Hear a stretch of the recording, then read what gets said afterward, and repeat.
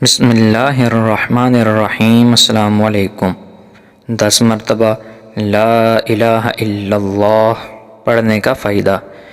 حدیث شریف ہے کہ جو شخص 10 مرتبہ یہ کلمات لا الہ الا اللہ وحدہ لا شریک لہ لہ الملک ولہ الحمد بیدہ الخیر یحیی ویمیت وہو علی کل شیء قدیر پڑھ لے، اس کے لیے ہر کلمہ کے بدلہ میں 10 نیکیاں لکھی جاتی ہیں، 10 گناہ مٹا دیے جاتے ہیں اور 10 درجے بلند کیے جاتے ہیں، اور یہ کلمات اس کے لیے ہر ناپسندیدہ چیز اور شیطان مردود سے بچاؤ کا ذریعہ بن جاتے ہیں، اور شرک کے علاوہ کسی گناہ کی مجال نہیں ہوتی کہ اس کو ہلاک کر ڈالے، اور وہ کلمات پڑھنے والا لوگوں میں عمل کے اعتبار سے سب سے افضل ہوتا ہے، سوائے اس شخص کے جو اس سے آگے بڑھ جائے، یعنی اس سے زیادہ یہ کلمات کہے۔